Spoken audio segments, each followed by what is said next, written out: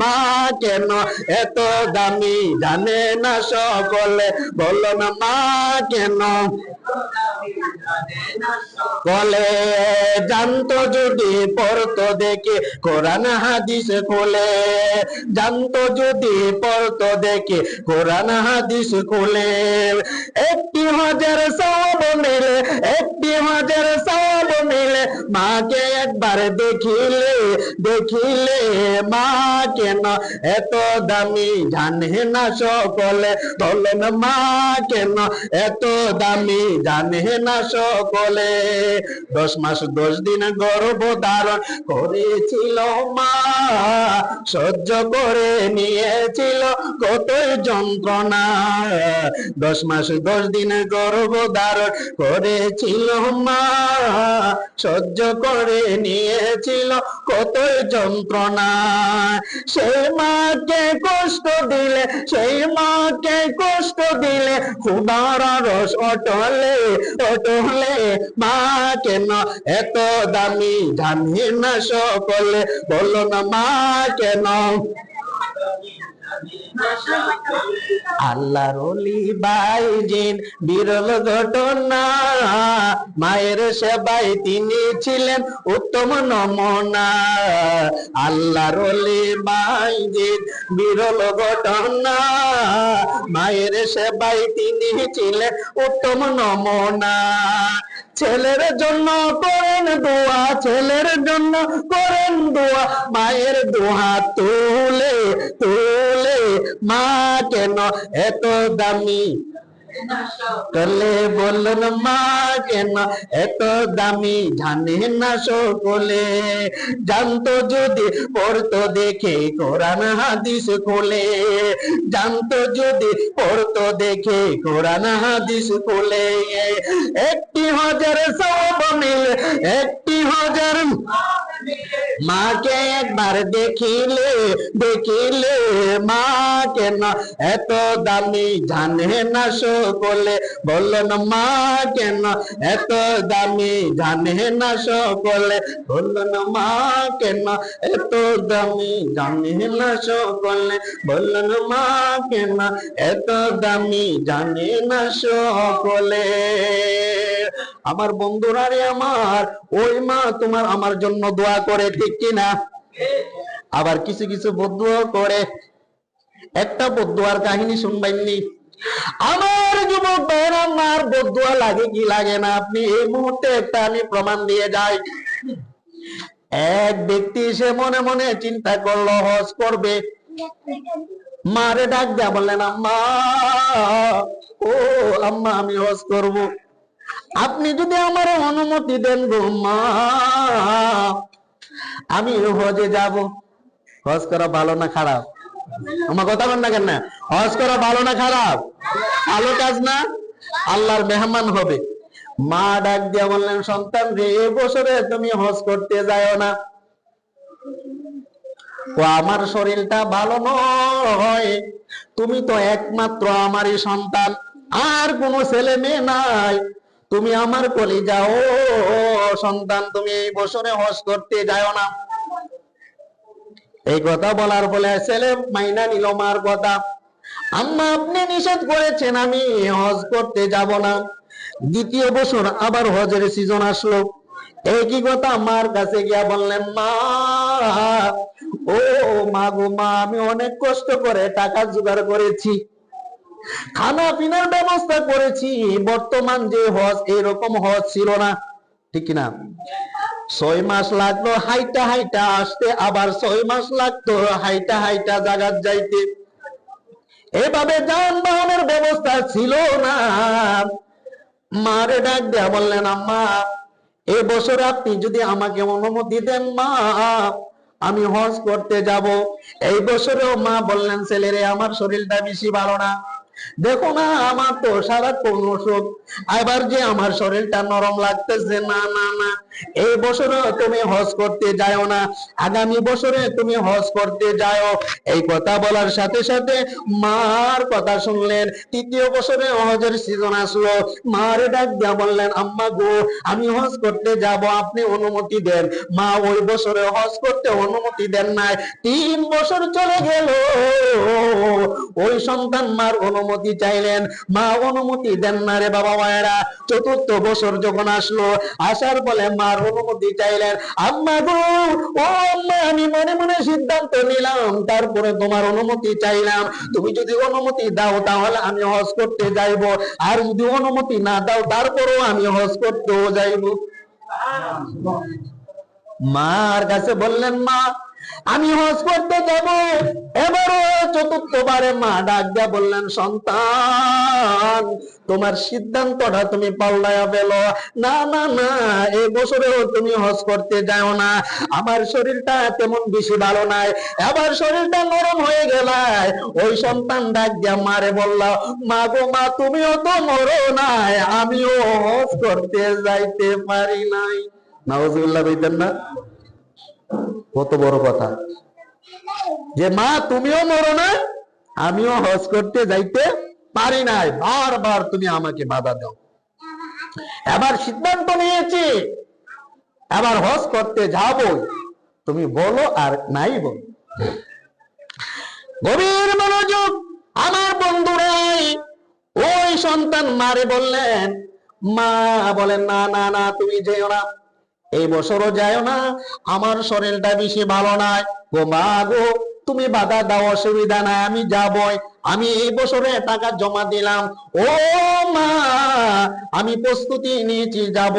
এই হজের সিজন আসলো, ওই মা ছেলে কি করলেন, 1 বছরে 6 মাসের খোরাক নিয়ে আয়, যানবাহনে বাড়তে টাকা পয়সা এবং তার পোশাক নিয়ে আয়, যে রাস্তায় দিয়ে রওনা হয়ে গেল। মারে বলল, মা আমি যাই হজ করার জন্য, তুমি পারলে দোয়া করো, না বললে না দোয়া করো, তারপর আমি হজ করবই। মা চোখের পানি উপরের দিকে, চোখের পানি ফালাইয়া উপরের দিকে তাকাইয়া আল্লাহরে ডাক দেয়া বললেন, আল্লাহ ও আল্লাহ, যে সন্তান মার কথা শুনে নাই, তুমি আল্লাহ তার কথা শুনো না। মা দোয়া করছে না বদদোয়া করছে? কি কোন দোয়া করছে না বদদোয়া দিছে? বদদোয়া দিছে। যে সন্তান মার কথা শুনে নাই, সেই সন্তানের কথা তুমি আল্লাহ শুনো না। এই যে বদদোয়াটা দিছে, দুঃখে দিছে না আনন্দে দিছে? দুঃখে দিছে। এই জন্য মা বাবার অবাধ্য হয় না। আল্লাহ রাব্বুল আলামিন তা'বুদু ইল্লা ইয়্যাহু ওয়া বিল ওয়ালিদাইনি ইহসানা। আল্লাহ পাক রব্বুল আলামিন বলেন, মা বাবার সাথে ভালো ব্যবহার করো ইহসানের সহিত, মা বাবার মনে যেন কষ্ট না পায়। নামাজ যেভাবে ফরজ, মা বাবার খেদমত করাও তেমনি ফরজ। আল্লাহু আকবার বলেন। মা বাবার খেদমত করো সেভাবে আল্লাহর ফরজ। নামাজ পড়লে, নামাজ না পড়লে আল্লাহ মাফ করবেন। মা বাবা যদি বদদুয়া দেয় আল্লাহ মাফ করবেন না যতক্ষণ পর্যন্ত মা যদি মাফ না করে। ওই যুবকটা কি করলেন, রাস্তা দিয়ে রওনা হয়ে গেল। রওনা হওয়ার সাথে সাথে মা আল্লাহর ডাইকা বলতেছেন, আল্লাহ এই সন্তানটা আমার কথা শুনে নাই, আল্লাহ গো তুমিও তার কথা শুনো নাই, কারণ আমি অসুস্থ দেখতেছো গো আল্লাহ, আমি মনে হয় এই বছরে আমি আর বাঁচবো না। ও যুবক ভাইরাই, ওই ছেলেটা আস্তে আস্তে আস্তে আস্তে রাস্তা দিয়ে রওনা হয়ে গেল। রওনা হওয়ার ফলে জানেননি বাবা ভাইরা, ওই সময় তো কারো বাড়িতে থাকার মতো পরিবেশ নাই, থাকতে হইবে কোথায়? মসজিদের মধ্যে। আল্লাহু আকবার বলেন। ইতিকাফের নিয়তে ওইভাবে থাকা যায় মুসাফির অবস্থায়। আমরা যারা তাবলীগি করি, তাবলীগের নিয়ত কিন্তু ইন্নামাল আমালু বিন্নিয়ত, তাদের নিয়ত কিন্তু সহি নয়। তারা আসলে ওইভাবে ইতিকাফের নিয়তে থাকে না, তারা আসলে পট্টা ফুট্টি লইয়া যা কিছু আসে, তারা মসজিদে থাকার উদ্দেশ্যে আসে। ঠিক কিনা? হ্যাঁ ঠিক না? যারা তাবলীগ করে মসজিদে থাকে, আল্লাহ রাসূল বলেন মসজিদকে তোমরা ঘর বানাইও না। আর তারা মসজিদকে কি বানায়? ঘর বানায় না। দেখবেন ফ্যান ছাইরা ঘুমায়, বালিশ খেতা বালিশ লয়। মসজিদেরও তো আদব আছে, আছে কি আছে না? মসজিদে আদব রক্ষা করার দরকার আছে কি আছে না? তারা মসজিদে আদব না। আমি দেখছি যে তারা ফ্যান ছাইরা দুই পা এভাবে সরায়, হাত গুলা এভাবে সরায়, খালি গড়তে শরীরে, খালি শরীর বলতে কাপড় নাই, এইভাবে ধরতে গেলে উলঙ্গই, এই অবস্থায় তারা ঘুমায়। এইভাবে ঘুমানো জায়েজ নয়। আমার যুবক, ওই যুবক রাত্রের বেলা মসজিদে থাকার জন্য চলে গেলেন। এক রাত্র চলে গেলেন, 2 রাত্র চলে গেলেন, 1 মাস চলে গেল, 2 মাস চলে গেল, 3 মাস চলে গেল রে।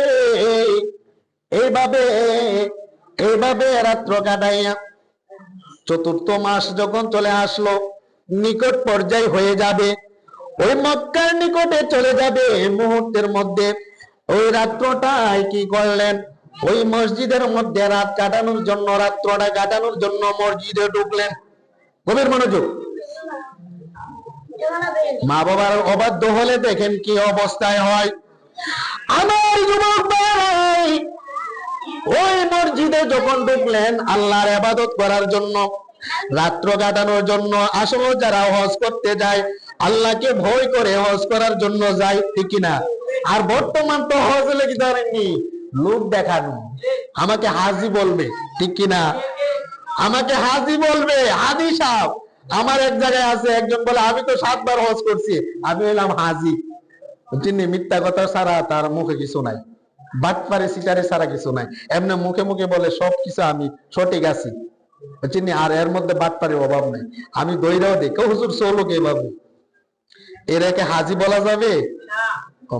হাজি তো তেমন কেন আল্লাহর ঘরের মেহমান, সে নিষ্পাপ, সে মিথ্যা কথা বলতে পারে না, বাটপারি সিটারি করতে পারবে না। একজনের কারেন্ট বিল আরেকজনের কারেন্ট বিলের উপরে চাপিয়ে দিতে পারে না, ঠিক কিনা? একজনের লাইন আরেকজনের লাইনের মধ্যে লাগানো যায় না। আপনি বলতেছেন বাসা ভাড়া দেওয়ার সময় এটা আমি দেব কারেন্ট বিল, দেখা গেল তার মিটারের মধ্যে লাগাই রাখছেন এই তারটা, বিল উঠতেছে তারই, তাহলে আপনি এখানে বাটপারি করছেন না? তোমার কথা কন না, বাটপারি করছেন কিনা? বরং আপনি কইতেন কারেন্ট বিল আপনি দিবেন এবং কিতায় পানির বিল আপনি দিবেন, আমি দিতে পারবো না, তাহলে আপনি সঠিক হয়ে যাইতেন।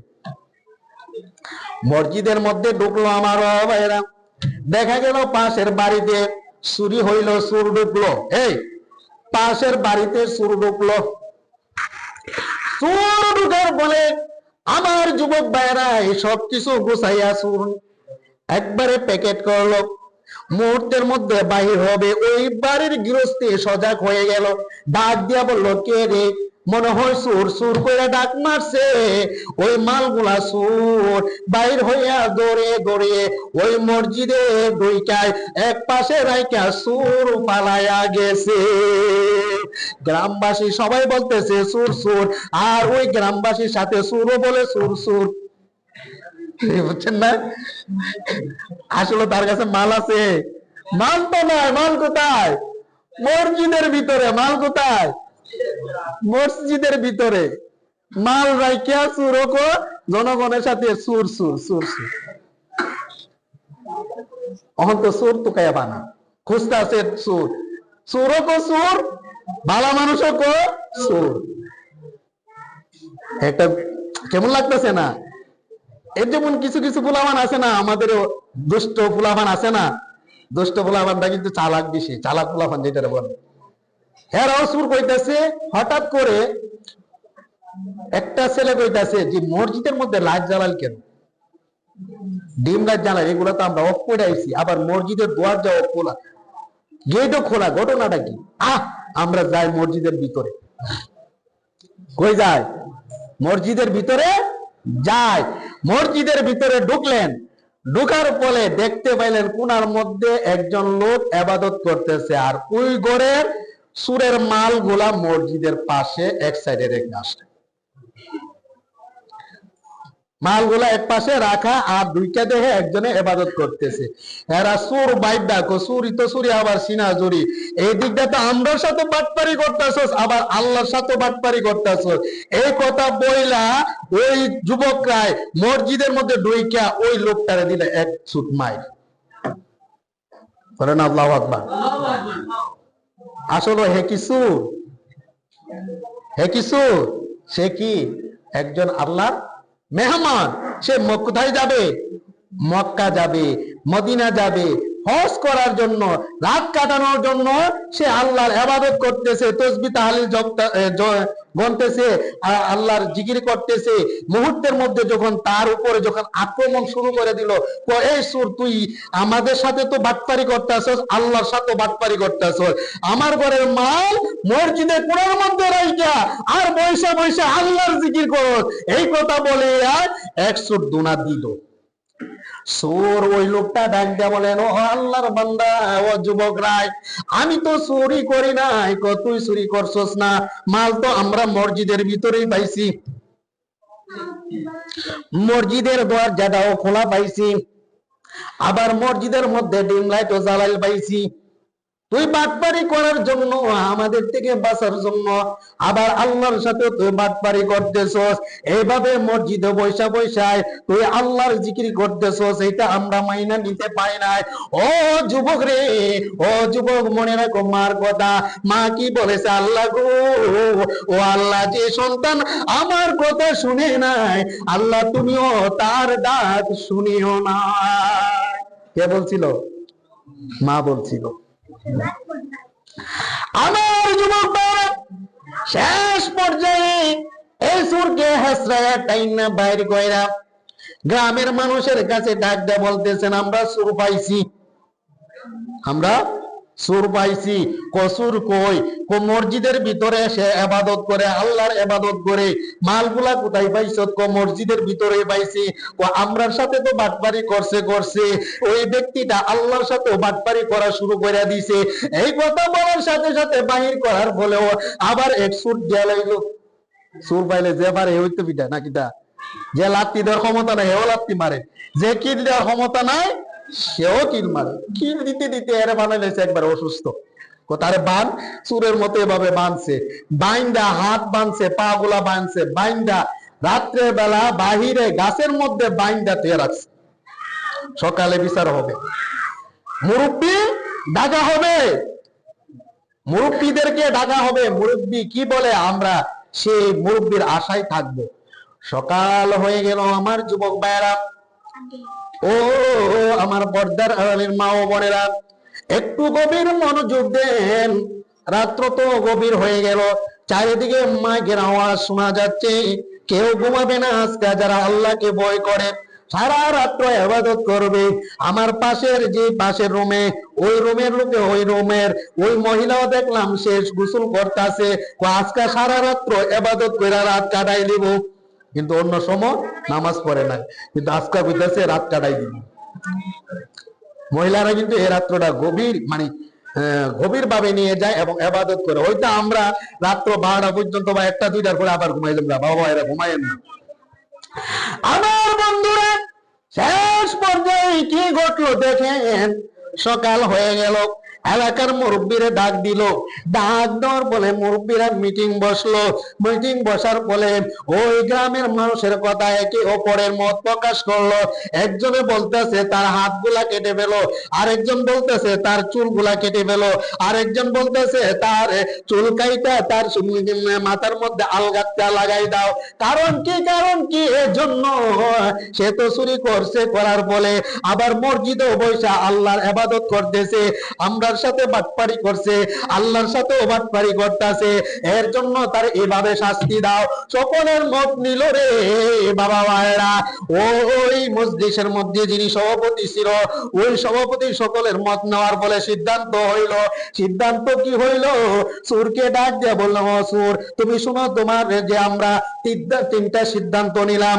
1 নাম্বার হলো তোমার মাথাগুলা কাটা, মাথার চুলগুলা কাটা হবে, চুলগুলা কাটাইয়া মাথার মধ্যে আলগাতটা লাগানো হবে। দ্বিতীয়টা হলে তোমার গলার মধ্যে জুতার মালা পরানো হবে। ও যুবক, জুতার মালা পরানো হবে। তারপরে 3 নাম্বার হলো সিদ্ধান্ত নেওয়া হলো এই সুরকে এলাকার বাসী এলাকার মধ্যে হাঁটায় হাঁটায় বলা হবে তার শাস্তি এজন্য হয়েছে। এইভাবে সিদ্ধান্ত নিল। সিদ্ধান্ত নেওয়ার ফলে শেষ পর্যায়ে সভাপতি ডাক দিয়ে বললেন, সুরকে বললেন, ও সুর ভাই, ও ভাই, আপনার কোনো কথা আসেনি, আপনি কিছু কথা বলবেন নি? আমি তো অনেক কথা বলছি, আপনারা তো আমার কথা বিশ্বাস করেন নাই, তারপরও আমি 2টা কথা বলবো। আপনারা যদি আমাকে সুযোগ করে দেন তাহলে 2টা কথা বলবো। ডাক দিয়ে বললেন, কি কথা বলতে চাও বলো। এভাবে চুর দাঁড়াইয়া ওই মজলিসের মধ্যে বলতে লাগলেন, যারা আমার কথা শুনে না, যারা মার অবাধ্য হয়, আল্লাহ তার এইরকম বিপদে বালায়। ও যুবক রে, এখানে যত যুবক আছে সকল যুবকদেরকে বলে আমি আজকের থেকে আমি অনেক কথা বললাম, তোমরা আমার কথাগুলা শুনলেই না রে যুবক, কিন্তু আমি তো চুরি করি না, এটা বাস্তব সত্য। কিন্তু আবার তোমরা প্রমাণ পাইলাই মসজিদের ভিতরে চুরের মালগুলা রয়ে গেল, এইটাও তো বাস্তব সত্য। কারণ এভাবে তো বিশ্বাস করার মতোই। আমি তোমাদেরকে যুবকদেরকে উদ্দেশ্য করে বলি, ও যুবকরা, তোমরা কোনোদিন মার কথা অবাধ্য হইও না। তোমরা মার কথা অবাধ্য হয় না, মার কথাগুলা অক্ষরে অক্ষরে পালন করবা। এই কথা বলার ফলে পরে বলল, হ্যাঁ, এখন আপনাদের কাজ শুরু করতে পারে। বুঝছেন? এখন আপনাদের কাজ শুরু করতে পারেন। তখন যিনি প্রধান বিচারপতি, মানে যিনি সভাপতি, এরা কিন্তু ব্রেনি লোক থাকে, ঠিক না? এরা কিন্তু আমার মতো আপনার মতো ব্রেন নিয়ে কাজ করে না। যারা বিচার করে এরা সূক্ষ্ম জ্ঞানী থাকে, হয়তো লেখাপড়া না থাকতে পারে, তাদের কিন্তু বিচারের ক্ষমতা আছে। আমরা সেই বিচার করতে পারবো না। আমরা আবার যদি ছাত্র পড়াইতেন দেন, ছাত্র পড়াইতে পারবো, ওয়াজে লাগাই দেন, ওয়াজ করতে পারবো, মানুষের বোঝানোর কথা কম বুঝাইতে পারবো। কিন্তু বিচারকের মধ্যে যদি প্রধান বিচারে বানাইয়া, সভাপতি বানাইয়া একটা কিছু করার, এটা আমরা পারতাম না। আল্লাহ সবাই সব রকম জ্ঞান দেন নাই। যদি সব রকম জ্ঞান দিতে একই ব্যক্তিরে, তাহলে একই ব্যক্তি সব প্রধান হয়ে যেত, ঠিক কিনা? কেউ একজনে ড্রাইভার হয়েছে, কেউ ইঞ্জিনিয়ার হয়েছে, কেউ আবার বড় ধরনের ইন্সপেক্টর হয়েছে কি হয়েছে না, এরকম জ্ঞান নি। তখন ওই ব্যক্তি চিন্তা করলো, এই মজলিসে যারা আছো তোমরা শোনো, হঠাৎ করে এই সুর ব্যক্তি এই কথা কেন কইল যুবকদেরকে উদ্দেশ্য করে?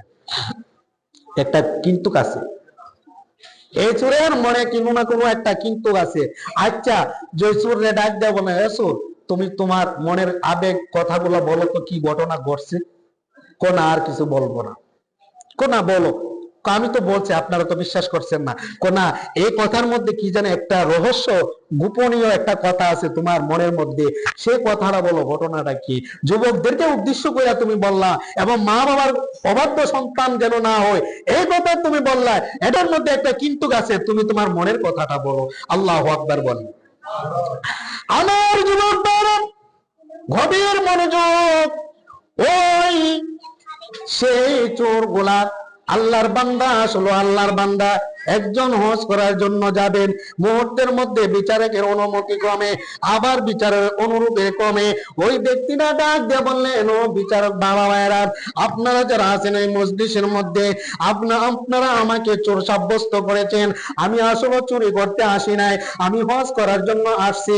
আর মাত্র 2 মাস আমি মক্কা মদিনায় চলে যাব, আর মাত্র 2 মাস আছে। একটা ঘটনা ঘটেছে, আপনারা যদি শুনতে চান তাহলে আমি বলতে পারি। সভাপতি ডাক দিয়ে বললেন, ও ভাই, ও আল্লাহর বান্দা, তুমি তোমার কথা বলতে পারো, আমি আমার কথাগুলো আপনারা মনোযোগ দিয়ে শুনুন। এই কথা বলার সাথে সাথে ওই মজলিসের মধ্যে যারা ছিল সবাই মনোযোগ দিয়ে ওই সুরের কথাগুলা শুনতেছে। আমি হজ করার জন্য আমি পরিকল্পনা করলাম, আমি আমার মাকে ডাক দিয়ে বললাম, আম্মা গো, ও আম্মা, আমি হজ করার জন্য মনটা চাইতেছে, আপনি যদি আমাকে অনুমতি দেন তাহলে আমি হজ করতে যাব। মা এদিন এই বছরে নিষেধ করেছেন, বাবারে তুই হজ করতে যাইতে হবে না। দ্বিতীয়বার যখন হজের সিজন আসলো, আমি সেইভাবে আমার মার থেকে অনুমতি চাইলাম, মা ওই সময় বলল, না না না, তুমি হজ করতে যাও না। তৃতীয়বার আবার যখন হজের সিজন আসলো, হজের সিজন আসার সাথে সাথে আমি মা থেকে অনুমতি চাইলাম, আম্মা গো আমি হজ করার জন্য যাব, আপনি অনুমতি দেন। তৃতীয়বারও আমার আম্মা কি করলেন, অনুমতি দিলেন না রে যুবক। ও বাবা ভাইরা, শেষ পর্যায়ে চতুর্থবার যখন হজের সিজন আসলো, আমি আমার আম্মারে ডাক দিয়ে বললাম, আম্মা ও আম্মা, এবার তো আমি নিয়ত করেছি আমি হজ করতে যাব গো আম্মা, আপনি যদি আমাকে অনুমতি দেন আর নাই দেন অসুবিধা নাই, আমি নিয়ত করেছি এবারে আমি হজ করতে যাব।